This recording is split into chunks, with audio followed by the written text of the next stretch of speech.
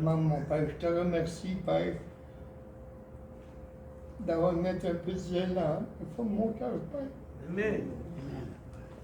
Je te prie aussi pour notre frère Martin, mon Père, Amen. de l'aider dans ce qui arrive, mon Père. Amen. Je te demande d'aider le ministre, mon Père, afin que tu puisses, par ta parole, toucher notre cœur, nous enseigner, Seigneur. Amen. Pardonne nos offenses si nombreuses. Au nom de Jésus. Amen. Amen. Il y a des prières requêtes à mentionner. Requête François, par exemple. Amen. On prie fort. On a tous besoin d'un petit quelque chose. Amen. Amen. Pasteur Marcel. Ben, il y a notre frère Martin, mais il y a aussi Myriam pour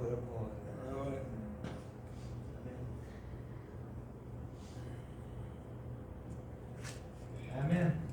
On va chanter le 184. Amen.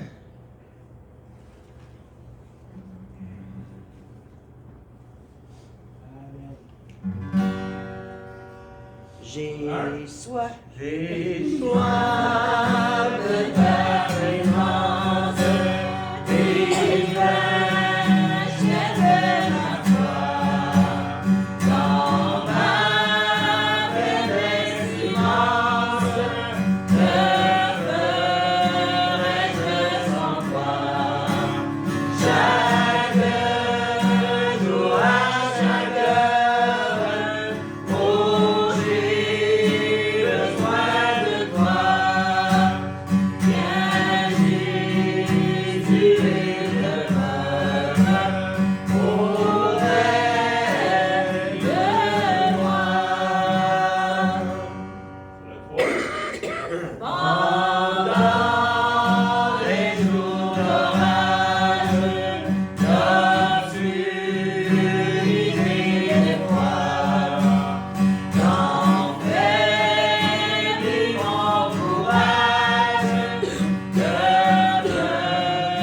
ferais-je sans toi? Chaque jour à chaque heure, oh, j'ai besoin de toi. Viens Jésus et demeure auprès de moi. Pour le 4.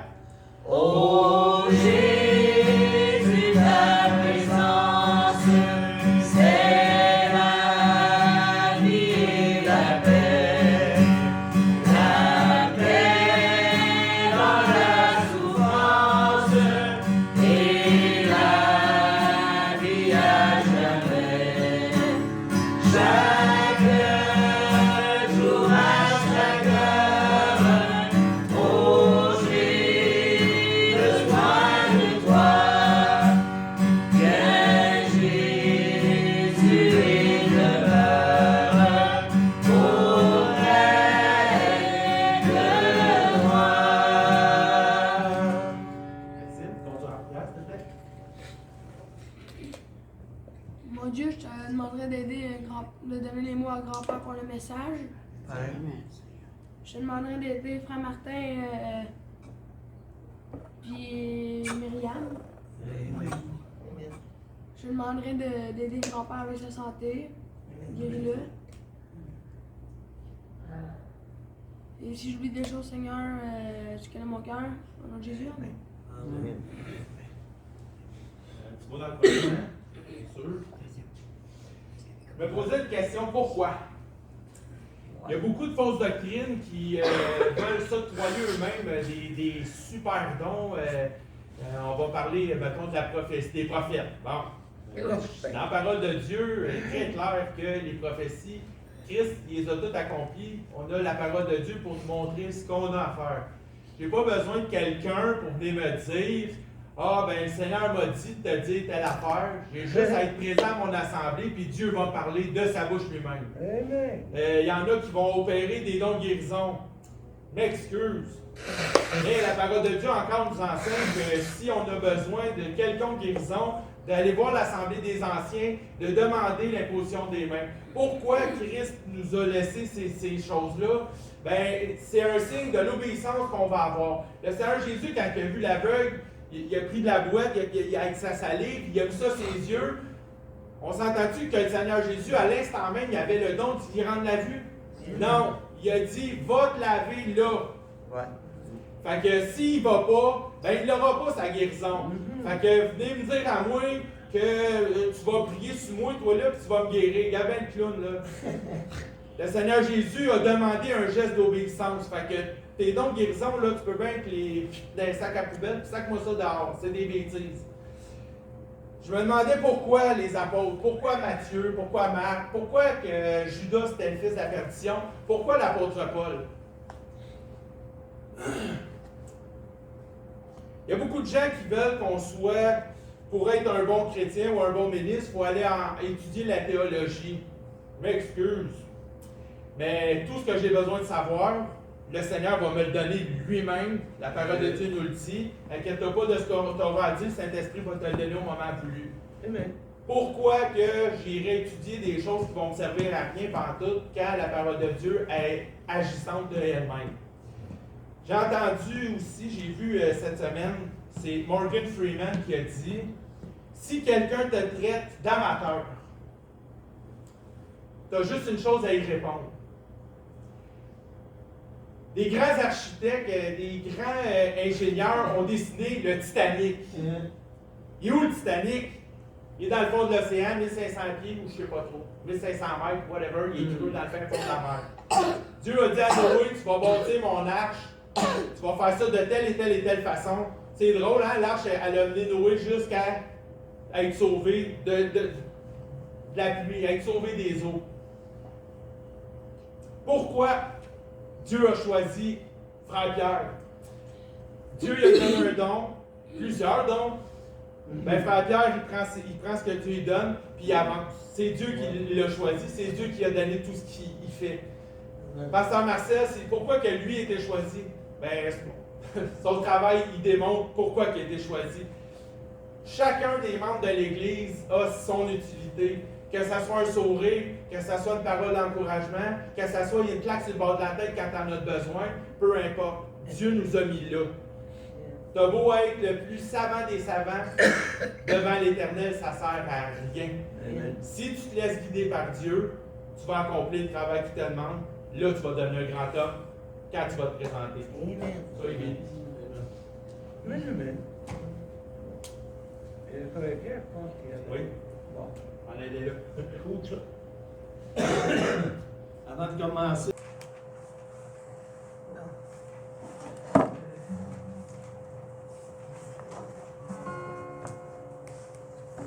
Sur l'heure.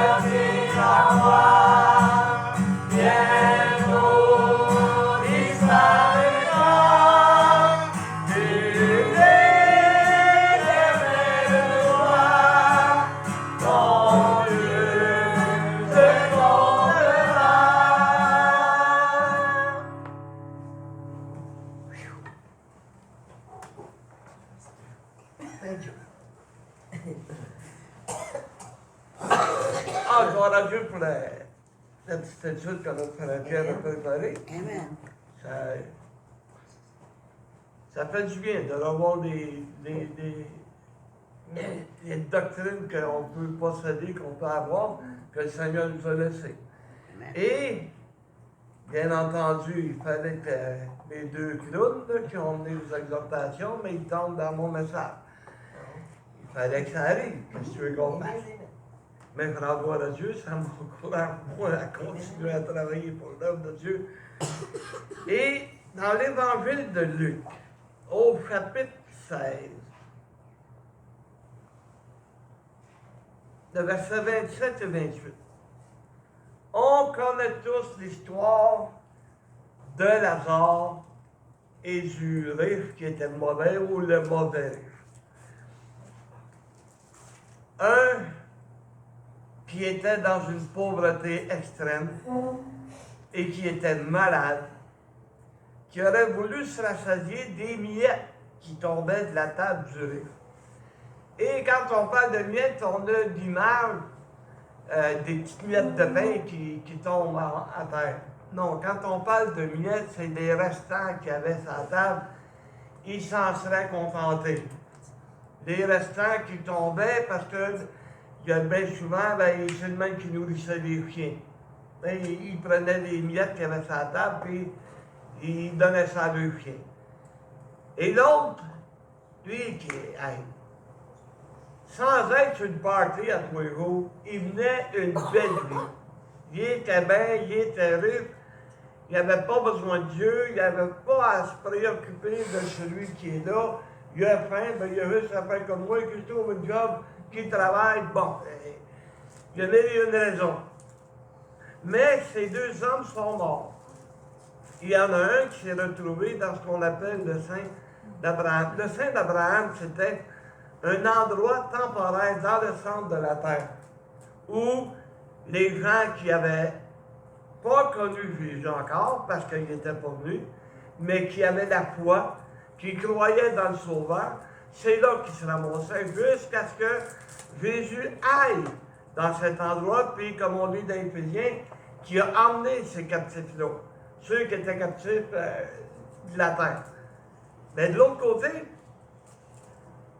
il y avait le feu, l'endroit de souffrance, l'endroit de tourment, là où le mauvais riche s'est ramassé. Pourquoi? Parce que, au lieu de faire confiance à Dieu, de mettre sa foi en Dieu, il l'a mis dans ses richesses. Et il a négligé Dieu. Mais il y avait un abîme entre les deux. Et il y avait tellement soif qu'il a dit, en voyant Abraham, il a dit, envoie Lazare qui trempe son doigt dans l'eau et qui vienne me rafraîchir la langue. Parce que j'ai fait ça cruellement dans cette langue. Les gens ne veulent pas croire. Les gens, la parole populaire, l'enfer, c'est sa terre. Parce que ça va mal dans leur vie, là, l'enfer, c'est sa terre. Mais bien souvent, l'enfer, là, c'est eux autres qui l'ont créé. Ils sont endettés par sa tête, ils ont de la misère à arriver, ou non, ils ont tombé en amour avec une autre femme, ils ont tombé en amour avec un autre homme. Ils se sont causés le problème eux-mêmes. C'est pas ça l'enfer.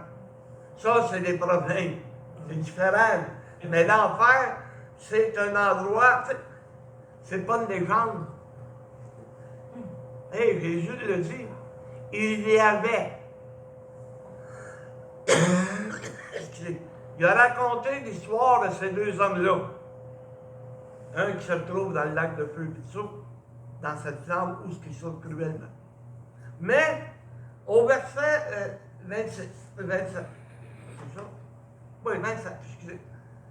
Le riche dit, je te prie donc, frère Abraham, d'envoyer Lazare dans la maison de mon père, car j'ai 5 frères. 28. C'est pour qu'il leur atteste ces choses, afin qu'ils ne viennent pas aussi dans ce lieu de tourment. Si Dieu avait permis à Lazare de ressusciter, qu'est-ce qu'il aurait fait? Il aurait dit, qui crève toute la gang, ils n'ont pas voulu s'occuper de moi? Je pense pas, hein, parce qu'un chrétien, c'est censé d'avoir de l'amour et de la compassion. Il serait parti en courant pour rendre témoignage de ce que deux frères vivaient. J'ai 5 frères, là.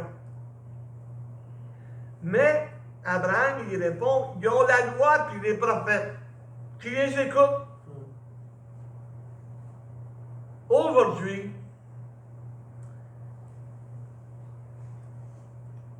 on a les 2 commandements laissés par Jésus. Et de ces 2 commandements dépendent toute la loi et les prophètes. Parce que tu vas pratiquer ces 2 commandements-là, c'est parce que tu mets en pratique la loi sans le savoir. Parce que si tu aimes Dieu de tout ton cœur, toute ton âme, toute ta pensée, toute ta force, bien tout ce qui concerne Dieu, tu vas l'appliquer dans ta vie. Hein? Et après ça, il dit, aime ton prochain ou bon, aime ton voisin comme toi-même. À part des curés stupides d'autrefois là, qui se flagellaient avec des fouettes là, dans le dos là, pour montrer des souffrances, il n'y a personne qui va se flageller aujourd'hui. Tout le monde, à part quelques exceptions qu'on appelle des cochons, vont se laver, vont prendre soin de leur corps. Hein? Il n'y a pas personne qui va se mutiler. Je ne connais pas personne là, qui est arrivé un matin et bon, ben, quand je suis allé travailler, ben, un coup de hache sur les doigts. On se coupe les doigts. Il n'y a personne qui faisait ça. Là. Je vous l'accorde. Il y en a, quand ça a été le temps de la conscription, qui ne voulaient pas aller à la guerre, il y en a qui se sont coupés des orteils. Volontairement. Comme ça, ils ne pouvaient pas aller à la guerre. Ben, non. Je ne sais pas, mais il me semble, j'aimerais bien avoir une carabine dans les mains que de me couper les orteils. Je sais qu'est-ce que c'est, j'en ai plus. Bon. Mais, il faut qu'on aille vers eux autres. Je ne suis pas prophète. Je ne suis pas Moïse. Mais Dieu compte sur moi pour aller leur apporter des prophéties. Pour aller leur apporter des prophéties qui sont laissées dans la parole de Dieu. Il n'a pas dit rajoute-en. Non, il dit rajoute rien. Amène ce qui est écrit là, dans la Bible. Alors les prophéties, je suis capable de les apporter. Tu sais, Dieu compte sur nous pour aller vers les 5 frères. Et laissez-moi vous dire qu'il y en a une couple là-dedans qui ont vraiment besoin de nous. Parce qu'aujourd'hui, on va parler des 5 frères du Mauvais. Parce qu'il y avait toute une famille. Et on commence avec le premier des frères. Il s'appelle l'incrédule. T'en connais-tu les incrédules? Hein? On en raconte un journée longue. Ils ne croient pas en Dieu.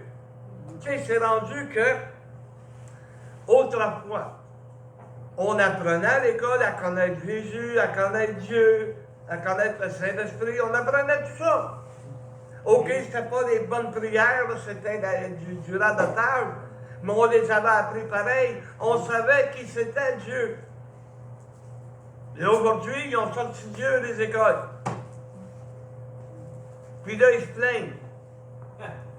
Là, ils se plaignent par rapport que, hey, on n'a jamais vu autant de délinquance, on n'a jamais vu autant d'ignorance. Hey, aujourd'hui, on demande à un enfant, c'est qui Jésus? Il n'y en a pas beaucoup qui vont répondre. Là. Parce qu'ils ne savent pas. Ils ne connaissent pas. C'est à la maison qu'ils doivent l'apprendre. Hey, la seule chose qu'ils apprennent à la maison, là, c'est des sacs. Ça, là, c'est la seule affaire qu'ils connaissent de leur religion et de Dieu. Ils apprennent à sacrer. Mais des incrédules, des Thomas, il y en a partout. Et ce qui est triste, c'est qu'on en voit dans nos églises. On voit dans nos églises des incrédules. Dieu a dit, garde, va prendre soin de toi, mais on s'inquiète. Dieu a dit, pratique ma parole, mais on est désobéissants. On a dans nos églises des incrédules. Et aujourd'hui, ben, il faut qu'on réalise. On va commencer à aller dans notre église, à encourager les frères et les sœurs. Après ça, on va pouvoir aller vers les incrédules du monde et lui montrer qui est Jésus. Tu sais, quand ils nous regardent aller, est-ce que vraiment ils ont l'exemple de dire que c'est important d'être à l'église? Est-ce que vraiment ils ont l'exemple de comment c'est important, comme Frère Pierre disait, la doctrine du salut? Hein, comment c'est important pour eux autres? Parce qu'ils nous regardent aller, de ne pas être si important que ça. Hein? Ensuite de ça, l'autre, là, son deuxième frère, lui, il s'appelle Occupé. Alors, tout le monde est occupé aujourd'hui. C'est à croire que j'ai 1h30 au maximum pour aller à l'église. C'est à croire que je vais prendre mon char, je vais gaspiller mon gaz pour me rendre à l'église. Ben trop occupé. Hey, j'ai du brave de ce temps-là, là, ça n'a pas d'allure. Hein? Qu'est-ce qui est plus important que Dieu? Qu'est-ce qui est plus important que d'aller glorifier Dieu? De le remercier pour tout ce qu'il nous donne, tout ce qu'il fait pour nous. Mais on est trop occupé. Hey, si on avait un local qu'on pouvait avoir des cultes la semaine aussi, combien qu'il y aurait de personnes présentes? Ben trop occupé. Hey, je me souviens, je travaillais comme chauffeur de liste, puis souvent on avait des vannes à remplir, puis on ne fournissait pas dans la journée. Le boss nous demandait de faire overtime. Il dit, moi, il n'y a pas de problème jusqu'à 6h30. Ah, je ne peux pas rester plus longtemps. Non! Tu le sais, je vais à l'église. À 6h30, pas de problème, j'ai le temps de me rendre chez nous, prendre une douche, manger un sandwich que ma femme avait préparé, puis go, on s'en va à l'église. Et c'était le même, là. Il n'y avait rien de plus important que d'aller à l'église. Et aujourd'hui, pour n'importe quelle raison, les gens ne sont pas là. Tu sais, la maladie, je comprends. Amen. Ça, je n'ai pas de contrôle là-dessus. Tu regardes notre phénomène, là, ça va qu'il y a de la misère à marcher. Et, là, il va aller chez le docteur, puis il va essayer de l'aider. Mais si, tu sais, ben grec qui aime Dieu, là, ben de là à nager jusqu'ici, à ramper jusqu'ici, il ne faut pas exagérer non plus.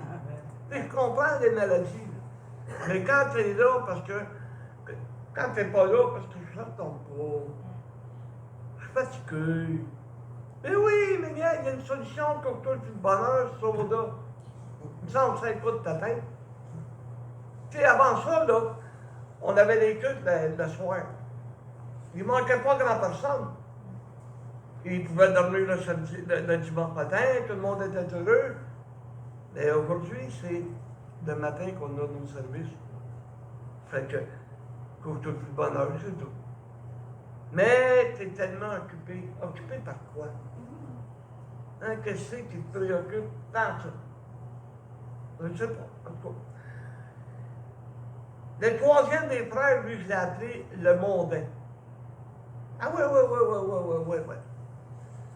Lui, là, il s'est taillé une place dans la société. Fait qu'il ne se tient pas avec tes petits cons qui vont à l'église. Parce que lui, monsieur, il s'est taillé une belle place. Mais ta belle place, là, mais t'arrives devant Dieu. Où est-ce qu'elle va être ta belle place? Où est-ce qu'elle va être ta belle place? Où est-ce qu'elle va être ton pétard de brou? Hein? Mais qu'ils te mettent dans le trou. Peu importe que ce soit dans une tombe, dans une petite boîte. Mais tu n'auras pas rien, tu ne pourras pas emmener rien, là. Qu'est-ce que ça va t'avoir donné?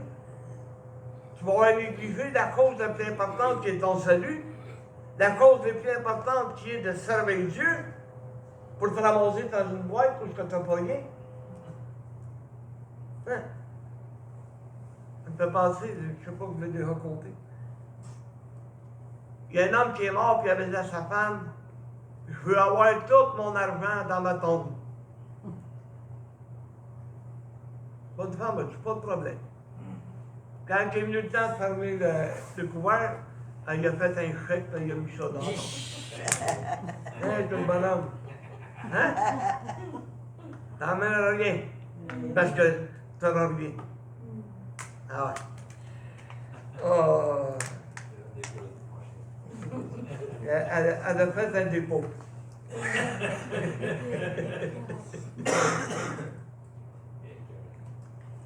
Et le quatrième, et non le moindre, c'est l'indifférent. Il se fout de ça. Il va voir son voisin qui crève de faim. Qui crève? T'sais, Dieu, pas besoin de lui. Je suis riche, mais pas besoin de Dieu. Je suis indifférent à tout ce qui se passe dans le monde. Oui, la guerre en Israël, ça se passe en pas. Et pourtant, tu devrais regarder, parce que ce sont des signes qui sont donnés par Dieu, que ça s'en vient bientôt, l'enlèvement de l'Église. Hein? Ce qui se passe dans le monde devrait nous intéresser. Et il y en a tellement qui sont indifférents. Que si quelqu'un a de la peine, il offre un point Kleenex. Au moins s'il offre un Kleenex. Hein? Il offre pas une épaule. Ah non. Tout ce qui se passe, ça m'intéresse.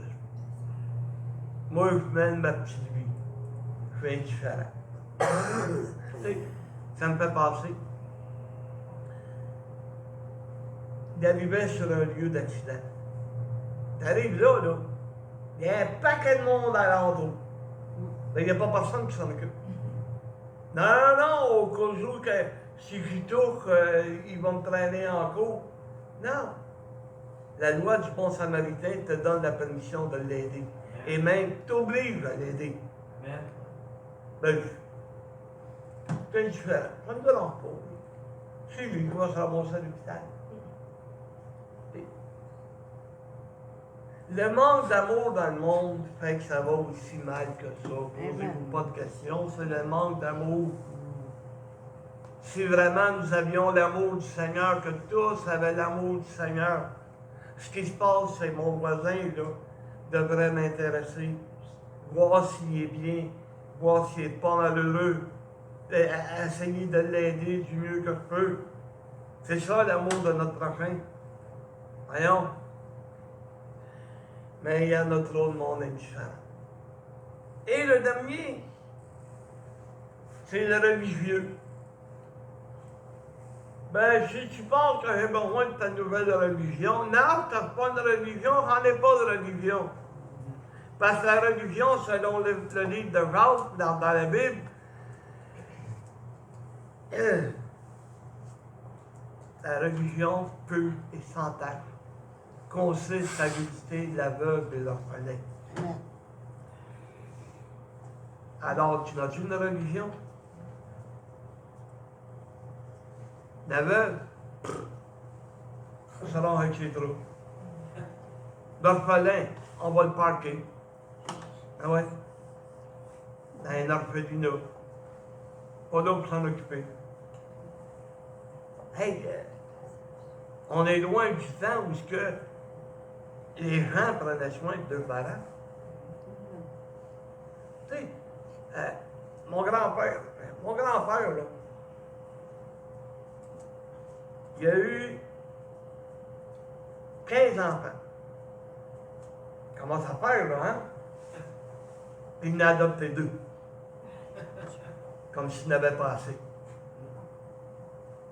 Mais ma grand-mère aimait les enfants, puis elle ne voulait pas que personne soit dans la misère. Elle en a adopté 2. Pourtant, il était 15 sodas. Il me semble que t'en marches, là. Hein? Ça te prend 2 plywood pour faire une table. Et un en face de l'autre. Voyons donc. L'autre fois, c'était le même, on prenait soin. Je me souviens, une famille tardive, dans le rang Saint-Régis. Ils ont passé au feu, il n'y avait pas d'assurance. Il y avait 4 enfants. Bien, le village s'est donné la main. Ils ont bâti une maison dans l'espace d'1 mois. Ils ont meublé. Parce que c'est arrivé en plein hiver en plus. Mais ils ont pris soin d'eux autres. Il y en a qui ont fait des dons, puis il s'est ramassé qu'il y avait une maison à eux autres. Tu sais, c'était ça la solidarité autrefois, c'était ça l'amour que les gens avaient. Ils se préoccupaient de leurs voisins. Si le voisin était dans le besoin, bien, ils s'en occupaient. Et aujourd'hui, le système religieux fait que arrange-toi avec tes troubles. Parce que le système religieux nous a appris que pour être bien vu du curé, de l'évêque et de la société, mais il faut que tu sois riche. Fait pour être riche, il fallait que tu écrases les autres. Toi, tu devenais de plus en plus riche, puis le pauvre devenait de plus en plus pauvre. Le système religieux a fait qu'aujourd'hui, on apporte la parole de Dieu pure, telle qu'elle est écrite. On amène la Bible. Mais non, ils ont tout est tout croche. Tu sais, l'évêque devrait être marié. T'en as-tu connu un, toi, un évêque qui est marié? Oui. Au 12e, 13e siècle. Avant qu'ils s'aperçoivent que, wow, là, le mari est mort pour qu'on s'occupe de la veuve. Ça coûte cher à l'église. Fait qu'ils ont mis le célibat pour les curés et les prêtres. Hein? Tout pour que ça soit tout croche. Mais tu essaies d'amener ça à quelqu'un pour lui montrer, pour lui prouver. Ah non, moi, là, je ne connais pas ça. Non, mais tu ne veux pas le connaître, hein, parce que tu es bien dans ce que tu es. Tu sais, j'ai témoigné une de mes tantes. J'avais emmené ma Bible. Et, dans mon témoignage, j'avais besoin de montrer. Alors j'ai pris ma Bible, j'ai ouvert ma Bible, puis j'ai dit, garde, telle place. Non, montre pas ça, toi. Les yeux vont me brûler. Voyons donc! Parce que vous n'avez pas l'intelligence pour lire la Bible. OK? Vous n'avez pas été en théologie. Vous n'avez pas étudié avec les évêques. Les yeux vont vous brûler. Oui, c'est pas les yeux qui vont brûler, c'est le cœur. De voir que je me suis fait avoir, qu'ils m'ont trompé toute ma vie. C'est ça qui va me brûler, c'est mon cœur. En découvrant la vérité. Mais non, les yeux vont me brûler. Puis tu es assez nouille pour créer ça, bon ben, hey. Je sais pas si elle ne croit pas aujourd'hui parce qu'elle est décédée. Elle doit être justement à côté du mauvais riche. Je ne sais pas si elle dit à Père Abraham, si elle dit à Dieu, ben là, écoute, moi j'avais peur que, c'est pas de ma faute, j'avais peur que les yeux me brûlent. Maudit soit l'homme qui se confie dans l'homme, selon le livre de Jérémie, chapitre 17. Qu'il soit maudit cet homme. Au lieu de te fier à l'homme, plie-toi donc à la parole de Dieu, plie-toi donc ce que la Bible t'enseigne. Mais les religions du monde, elles sont celles qui pratiquent le lavement des pieds. Hein? Malgré que c'est écrit noir sur blanc, ils ne croient pas. Malgré l'avertissement qu'il dit à Pierre, tu n'auras pas peur avec moi. Malgré le fait qu'il dit, il faut que vous le pratiquiez. Il dit, moi je l'ai fait pour vous donner un exemple. Puis tu viens m'obstiner encore qu'aujourd'hui, c'est pas nécessaire le lavement des pieds. Mais tu vois qu'est-ce que le système religieux a fait? c'est rien qu'un symbole de l'humilité. Ben justement, bien en pratique. C'est pas rien que de ce soit un symbole, parce que c'est ça un symbole, ça veut dire que le baptême, t'as pas loin d'être baptisé, c'est symbolique. Hein?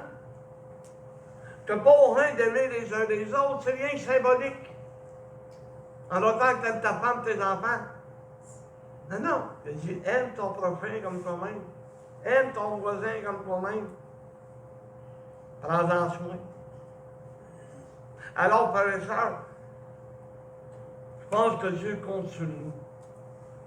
Ouais. Il compte sur nous pour qu'on aille justement voir les frères du mauvais lieu. Et qu'on. Je veux garder l'image. OK? Gardez l'image d'un homme que son âme est là, qui dit, je souffre cruellement dans cette flamme. Garde l'image.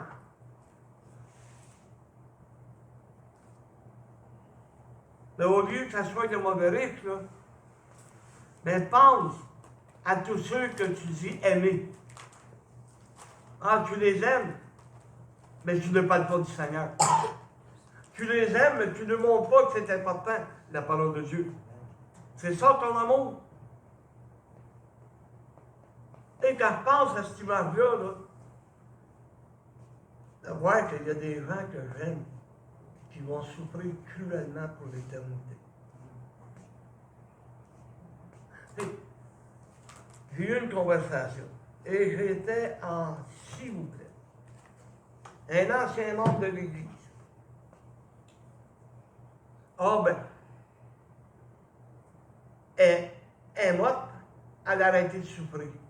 Non, cette souffrance commence. Un ancien membre de l'Église qui connaît la parole de Dieu, qui connaît la vérité.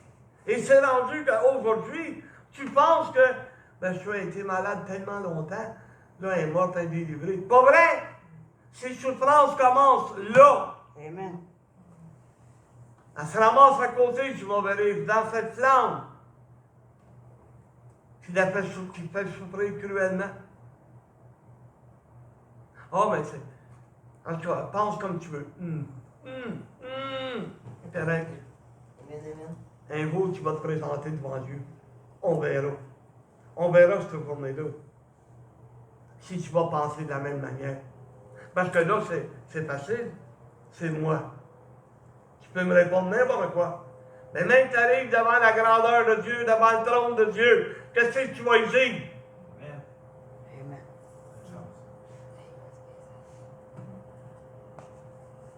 M'a abandonné parce que je me suis fait tellement tromper. C'est vrai. C'est vrai que tu t'es confié à un homme. Si tu t'es confié à la parole de Dieu, tu seras encore là avec moi. Amen. Hein? Parce qu'on en a eu bien gros, le sur le dos de certaines personnes. Là. Oh, il a fait ci, il a fait ça, et patati, et patato. J'ai vécu les mêmes affaires, pourtant je suis encore debout. Amen. Je ne me suis jamais fié à un homme. Jamais. Amen. Mais je suis toujours fié à la parole de Dieu. Et à l'époque, là, ben, je ne veux pas me prendre pour un autre, mais j'ai été le seul à l'affronter quand je suis trompé. Ah ouais, j'ai été le seul à l'affronter. Hey, c'est pas ça que ça veut dire. Il était tout malheureux, il a demandé à l'église, pardon, à l'église la semaine d'ensuite. Parce que lui, dans sa tête, c'est ça que ça voulait dire. Ben, il dit pas dans le dictionnaire. Et là, la Bible est là pour quelle raison? Elle est là pour nous enseigner. Elle est là pour nous montrer la vérité. Je ne suis pas parfait, je peux me tromper, mais s'il n'y a personne qui est assez brave pour venir me dire « Hey, tu t'es trompé », ben moi, je vais continuer dans mon erreur. Autant de l'amour pour ça. Autant d'être d'amour. Vous savez, quand j'étudie, ben je vérifie tout le temps. Et aujourd'hui, ben, tu n'as plus besoin d'un dictionnaire, tu vas sur Internet, tous les dictionnaires sont là. Fait que je vais voir qu'est-ce que le mot veut dire exactement. Parce que je ne veux pas que personne soit dans l'erreur. Amen. Hein? C'est ça que ça veut dire? Ben, c'est ça que je vais t'apporter. C'est le même, là. Confiance qu'on fasse. Qu'on fasse confiance à Dieu. On en a besoin de Dieu. Mais on a besoin de mettre en pratique sa parole. D'aller vers ceux qui sont perdus. C'est ça le message que Dieu m'avait mis à cœur de vous apporter. Amen. On va chanter 259. Non. Oui, 259. Ah oui. Pourquoi pas? Why get the note? J'ai vu une autre pensée cette semaine. Pour compléter un peu, ça disait la foi agissante, c'est de mettre le pied sur la première marche sans voir l'escalier. Si on fait un pas vers Dieu, c'est sûr et certain qu'il va nous aider à monter. Amen.